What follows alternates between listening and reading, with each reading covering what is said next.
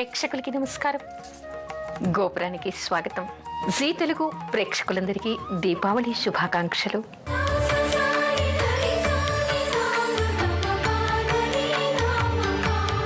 దీపావళి రోజు చేయవలసిన విధులు ఏమిటి?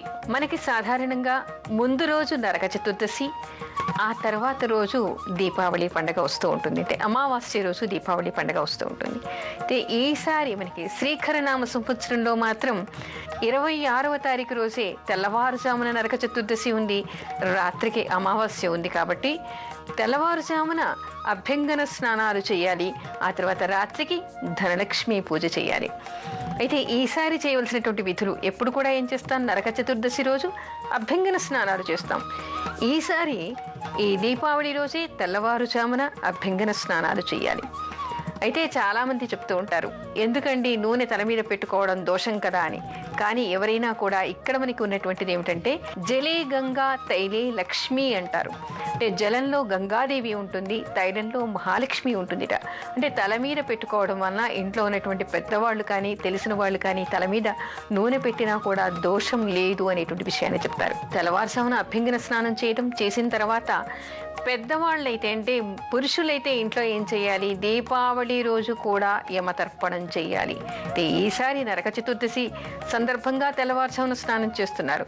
విడిగా వచ్చినా సరే నరక చతుర్దశి రోజు, ఆ తర్వాత దీపావళి రోజు కూడా తప్పనిసరిగా యమతర్పణం చేయాలి. యమధర్మరాజు నామాలు ఉన్నాయి, అవి తలుచుకుని యమతర్పణం చేయాలి. ఆ తర్వాత మహాలక్ష్మి పూజ చేయాలి, గోపూజ చేయాలి. తెల్లవారుజామున కూడా ఇంటి ముందు దీపారాధన చేయాలి. తులసి కోట దగ్గర, ఆ తర్వాత ఇంటి చుట్టూ కూడా తెల్లవారుజామున దీపాలు పెట్టాలి. మహాలక్ష్మికి ఇష్టమైనటువంటి పిండి వంటలతో మహానైవేద్యం చేయాలి అంటారు. ముఖ్యంగా అమ్మవారికి శనగపప్పుతో చేసినటువంటి పూర్ణాలు చేయటం, బొబ్బట్లు చేయటం విశేషంగా చెప్తారు. శనగపప్పు మహాలక్ష్మికి నైవేద్యం పెట్టాలిట. పుట్నాల పప్పు కూడా చాలామంది పెడుతూ ఉంటారు, అలా పెట్టడం విశేషం. తామర గింజలు అంటే తామర బీజాలతో చేసినటువంటి పేలాలు ఉంటాయి, అవి నైవేద్యం పెట్టడం. వరి పేలాలు అమ్మవారికి మహా ఇష్టంగా చెప్తారు, వాటిని నైవేద్యం పెట్టడం. ఆ తర్వాత ఆవిడ క్షీర సముద్ర రాజతనయ్య, పాల సముద్రంలో పుట్టింది ఆవిడ. అందుకని పాలతో చేసినటువంటి పిండి వంటకాలు, పాయసాన్ని, పాలకోవాని, పరమాన్నాన్ని, అలా పాలతో చేసినటువంటి పిండి వంటలన్నీ కూడా అమ్మవారికి నైవేద్యం పెట్టడం. బంధుమిత్రులందరితో కూడా కలిసి ఇక్కడ పూజాధికాలు చేసుకోవడం విశేషంగా చెప్తారు. సాయంత్రం అయిన తర్వాత అందరూ కూడా పరిశుభ్రమైనటువంటి బట్టలు కట్టుకొని, లేదా వీలున్నటువంటి వాళ్ళు కొత్త బట్టలు కట్టుకొని మహాలక్ష్మి పూజ చేయాలి. ఈరోజు మహాలక్ష్మి అందరిళ్ళకి వస్తుందిట. వచ్చి ఎవరి ఇంటి ముందు దీపారాధన ఉంటే వాళ్ళ ఇంట్లోకి ఆవిడ వస్తుందిట. అందుకని ఇంకొకటి ఏమిటంటే ప్రత్యేకత, ఈ రోజంతా కూడా జాగారం చెయ్యాలి అంటారు. ఆ తర్వాత దీపాలన్నింటినీ కూడా మనం వృక్షాల మీద, ప్రహారీ గోడల మీద ఎందుకు పెట్టాలి అనేటువంటివి కూడా మనకి శాస్త్రీయమైనటువంటి విషయాలు ఇక్కడ కనిపిస్తాయి. ఈ మాసంలో మనకి దోమలు, క్రిమికీటకాలు అధికంగా ఉంటాయి. అనేక మందికి అనేక రోగాలు ప్రబలుతూ ఉంటాయి. యమదష్టులు ఉన్నాయని, యమధర్మరాజు తిరుగుతూ ఉన్నాడని మనం చెప్పుకుంటూ ఉన్నాం. అందుకని ఏమిటంటే ఈ దీపకాంతిలో క్రిమికీటకాలన్నీ పడి ఆ వేడికి అవి మరణిస్తాయి అన్నమాట. అయితే ఇక్కడ శాస్త్రంలో మరో ప్రత్యేకత కూడా చెప్తారు.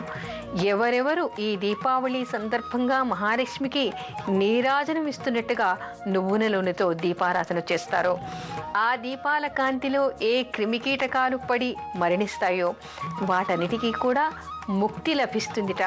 వాటికి ముక్తి లభింపచేసినటువంటి పుణ్యం ఆ దీపారాధన చేసిన వానికి వస్తుందిట.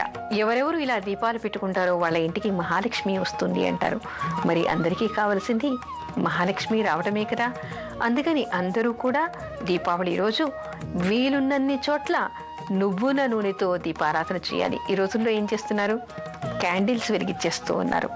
నిజానికి క్యాండిల్స్ కూడా దీపమే అయినప్పటికీ, దాని నుంచి వేడి వచ్చినప్పటికీ, దాని నుంచి కాంతి వచ్చినప్పటికీ కూడా నువ్వుల నూనె వలన వచ్చేటువంటి దీపకాంతి వేరు, దాని వలన వచ్చేటువంటి ఔషధీ గుణాలు వేరు.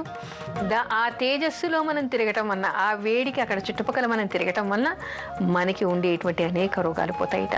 అందుకని నువ్వుల నూనెతో పెట్టినటువంటి దీపాలు చాలా విశేషం అని చెప్తారు. దీపావళి రోజు మహాలక్ష్మి పూజ చేయాలి. ముఖ్యంగా అర్ధరాత్రి సమయానికి ధనలక్ష్మి పూజ కూడా చేయాలి అనేటువంటి విశేషం మనకి కనపడుతోంది.